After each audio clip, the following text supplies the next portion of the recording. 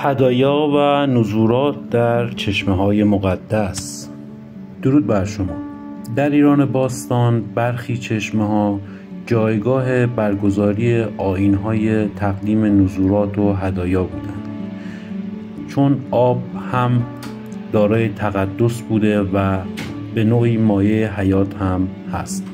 این چشمه‌ها مربوط به ایزدان و الهه‌هایی مثل آناهیتا بودند یا در محدوده یک مکان مقدس و یا مسیر آیینی قرار داشتند. چشمه‌هایی مثل چشمه آناهیتا در کنگاور، چشمه سراب نیلوفر، سراب بیستون، چشمه‌های تخت سلیمان یا آتشکده آذرگشنه، چشمه پیرسبز یا چشمه چکچک یزد، چشمه‌های قنات یزد و کرمان، سراب گاماسیاب در همدان یا چشمه علی در دامغان از این گونه چشمه‌ها بودند. هدایا معمولاً در 3 بخش از چشمه‌ها قرار می‌گرفتند: درون سرچشمه یا حوضچه، زیر سنگ‌های کنار چشمه، در ساختارهای آیینی اطراف چشمه مانند سکوهای آیینی اطراف چشمه‌ها به عنوان جایی که هدایا رو روی اون قرار می‌دادند و گاهن هم در کیسه‌ها و کوزه‌های سفالین کوچک قرار می‌دادند و در بستر گلی چشمه پنهان می‌کردند.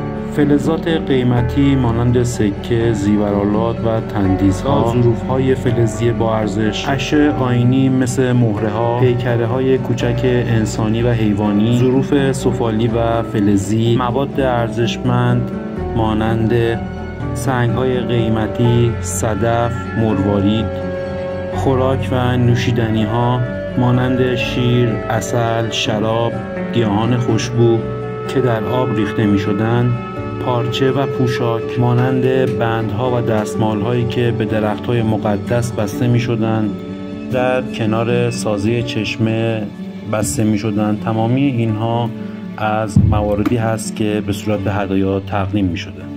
این هدایا جنبه نظم برای برکت، شفا یا امنیت سفر داشتند. این چشمه‌ها به عنوان مکانی برای حضور ایزدبانو و یا نیروهای مقدس تلقی می‌شدند و هدیه دادن به این مکان‌ها به عنوان قراردادی برای دریافت لطف الهی بود. در این گونه چشمه‌ها اهمیت بررسی اسامی خیلی میتونه برای ما حائز اهمیت باشه و به ما کمک شایانی بکنه که توضیحاتش رو در پانویس همین پست میتونید مطالعه بکنید. موفق و مؤید باشید.